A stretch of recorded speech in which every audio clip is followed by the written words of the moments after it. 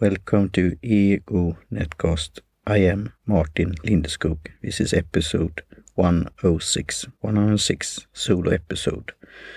I was planning of continuing my giving thanks for all my birthday wishes on my birthday on Memorial Day on May 25th.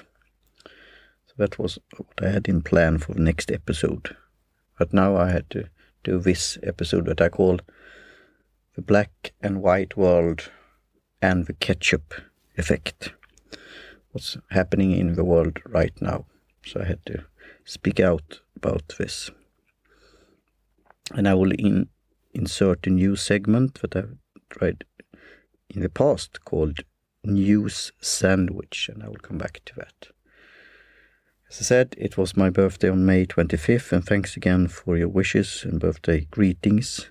And I will thank you individually when I'm catching up, as a catch-up, as they say.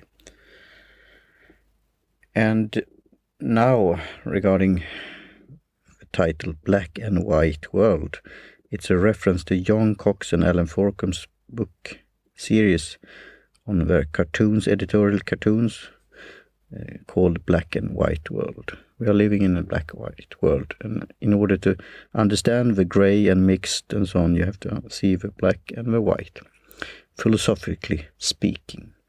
And now John Cox has illustrated a new book by Matt Margolis, so Margolis and Forkum, and Margolis and Cox, and it's called on Amazon here, the Places You Can't Go, and it's a play with words there on Dr. Seuss, and also a commentary on the coronavirus and the places that you can't go and visit at this moment. So I include that in the show notes. And I will talk about that in the future also regarding my own book on tea, my first book on black tea, and in the reviews there on Amazon, and what you are working with when it comes to self-publishing. I will also include in the show notes the post that I did. I have a message regarding the independent indie podcasters, and it's important that we could speak out and we have the voices, and we will protect the freedom of speech and freedom of expression. And I will come back to that in future episodes, for example, what's happening in Hong Kong at the moment. And coming back to the ketchup effect, is funny expression in Swedish called ketchup effekten. So you try to pour some ketchup out, and it takes time, and then nothing comes, and then everything comes, or splash of tomato ketchup. So that's called the ketchup effect. And I will include a link to an article in The Local, that's Swedish news in English with a twist. And it happens that today, on June 5th, it's the National Ketchup Day. So I include in the Farmer's Almanac here a link to history about ketchup and the spelling, and of course about the leading brand there, Heinz 57. So when it comes again to this black and white world, and now you see demonstrations, I think every individual matters.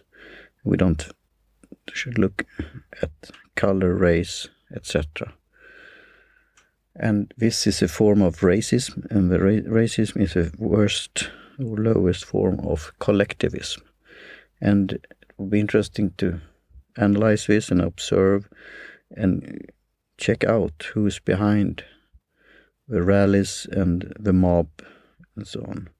And also talk about what's happening in America with the commander-in-chief there, or Agent Orange, and strange things that's going on right now.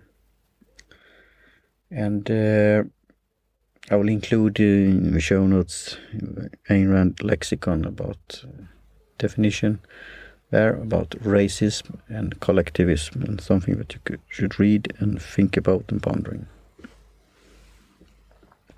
I will also come back to this black lives matter, and as I said, individual lives matter. And also do research on this so-called anti-fascist action that's originally coming from Germany and then spread around the world, and who's behind that and what they are doing. And I also think about historical things that happened like 20 years ago when it was demonstration in Sweden when Bush was coming for a World Bank meeting, I think it was. I was in America at that time. And as I said, I'm not a fan of President Bush's, but this mob thing, destroying, vandalizing, attacking, that's not okay. And we have to talk about that. So, and there have been plans here in Sweden for demonstrations, and also we have had that also. And now in COVID times, you shouldn't, so-called, be in bigger audiences of 50 people. And also the demonstrations that was about against the U.S. Entering Iraq. As I said, Iraq was not the main target. It should be Iran, where you have the headquarters of terrorism. But still, you have this anti-Americanism and the demonstrations there, and all these fractions and all these people and organizations behind that. So I did a counter demonstration by myself, talking to the police there, waving an American flag. I include a picture from that also. And more about this, the positive things, this news segment, this news sandwich. You have something good and then something not so good and then something good. The good thing was my birthday, and thanks again for the greetings. And then this happened, the unrest and the demonstrations and the mob and the violence. And the good thing is we could learn from this, and we could spread better ideas. And Don Watkins is one individual is trying to do this. He has started a new podcast called Liberty Unlock Podcast. So I will include that in the show notes also. And as I said, focus on the positive, see the opportunities, and be a realist. And as a philosophy speaking, I'm an objectivist and also an optimist. But not right now, and that's why I want to ventilate this episode also. Journalistically speaking, like a citizen journalist, I'm a bit pessimistic at the moment, a bit down. So that's why I have to do this and talk and get it out. And I look forward to your feedback and what we could do in the future. And this segment, the sandwich segment, is coined by Amy Peikoff. So it's like a sandwich with, as I said, first the bread, the good thing, and then something that's not so good, that maybe a news commentary, and then ending with a positive thing. So I will include in the show note with a photo there on Instagram that I have taken. It could be fun. And I will read from her site here, newssandwich.net//about. It's easy to find and focus on bad news. The purpose of News Sandwich is to help readers to balance it a bit by sandwiching an item on bad news between two items of good news. Readers are not encouraged to ignore reality, but simply to remember the good things are happening as well, even in today's world. So I will continue this segment and think about that. And I think that's a good thing. And ending there is Randy Gage that did a newsletter here, Friday Philosophy, that he spells philosophy with an F instead of PH. And there he said, don't give up on hope. And he referenced their fellow friend, a common friend on Facebook, Raymond Ray. I will also in future talk about different news sources like The Economist, Britannica, All Sides that Lisa Sicard gave a tip on, Truth in Media, ? What's that?